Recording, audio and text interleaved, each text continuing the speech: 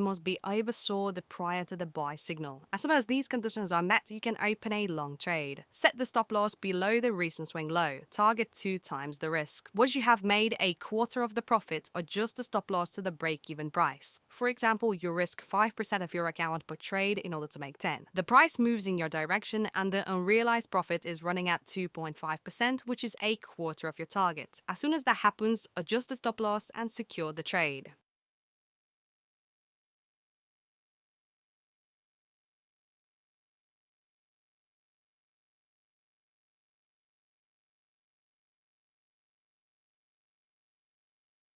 Here is one more example just so you fully understand the strategy. We can see that the price is in a clear uptrend.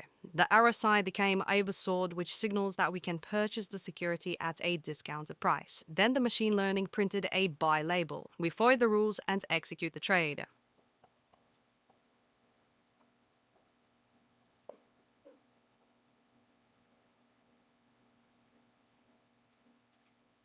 Gangband, you wayfrail, woker, will do once the fate I am going.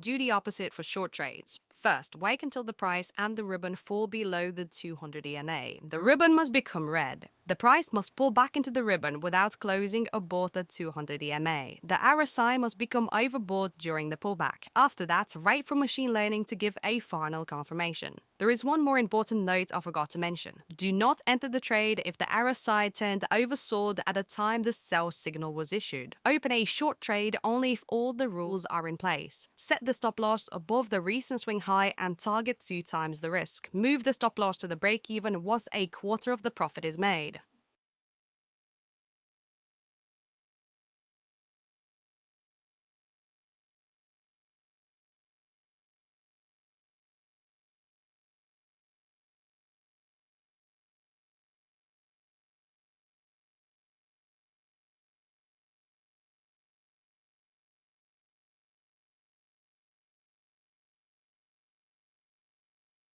Again, now once we know the rules, let's move on to the backtesting results. So the starting account balance was set at $100, and after 100 trades, the strategy increased it to $19,527. I find it funny that the strategy's win ratio isn't even the highest out of all the strategies I've tested so far. The truth is, this particular strategy involves a bit higher risk than the usual strategy you might find on my channel. You've probably noticed by now that the risk per trade was set at 5% instead of 2%. There's no secret that such risk involves higher drawdowns, but it also gives you a higher reward. By no means am I saying that you should risk 5% of your account per trade, especially if you have a bigger account. But if your goal is to grow a small account fast, this risk per trade might be appropriate. So give the strategy a try, but don't skip the forward testing phase on a paper account. I can't stress enough how important it is. Anyway, thanks for watching this video. I hope you enjoyed it. If you want to see more strategies for crypto, check out this playlist right here.